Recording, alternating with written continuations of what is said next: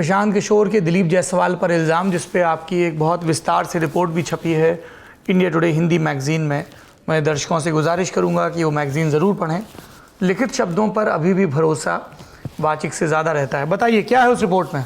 दरअसल किशनगंज में एक मेडिकल कॉलेज है, माता गुजरी मेमोरियल मेडिकल कॉलेज, जो सिख अल्पसंख्यकों के बहुत शुरुआती मेडिकल कॉलेज में से एक है। और जहां तक मैंने रिसर्च किया तो पता चला कि शायद वो पहला या दूसरा मेडिकल कॉलेज था सिख अल्पसंख्यकों के लिए बना हुआ। और यहाँ के एक एमएलसी हुआ करते थे सरदार मौलेश्वर सिंह, और वो फरेश्वर नाथ रेणु जैसे लेखकों के मित्र हुआ करते थे। तो उन्होंने शुरुआत की थी 90s में, उसकी शुरुआत हुई थी और सिखों का एक ट्रस्ट बना था। और चूंकि किशनगंज में खुला तो किशनगंज के एक अस्पताल से उसका टैग हुआ। उसके 5 मेंबर थे और 22 मेंबर माता गुजरी मेमोरियल ट्रस्ट के जो सिखों के थे, और दोनों ने मिलकर एक कॉलेज की शुरुआत की।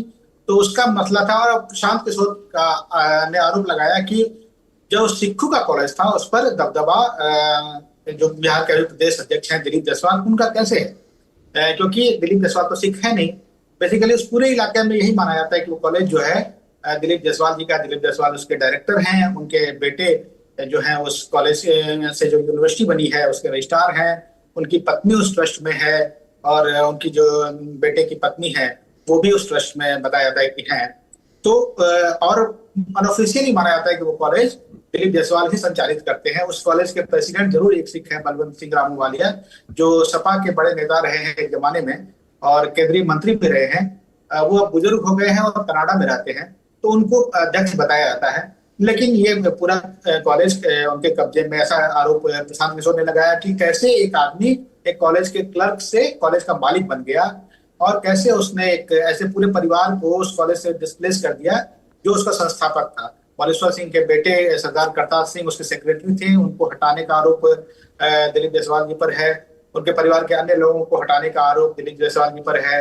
एक आध हत्या के भी आरोप उन पर लगाए गए, और कॉलेज पर कब्जा करने का, गलत तरीके से कॉलेज के नियमों को तोड़ते हुए कब्जा करने का आरोप था।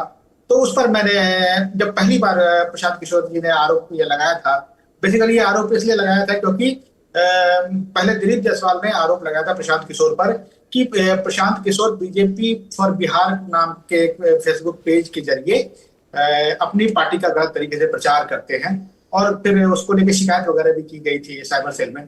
तो उसके बाद प्रशांत किशोर ने अचानक उन पर हमला किया और कहा कि कैसे एक आदमी किसी कॉलेज में क्लर्क से उसका मालिक बन जाता है, ये कैसे हुआ। तो उसके बाद मैंने छानबीन शुरू की थी।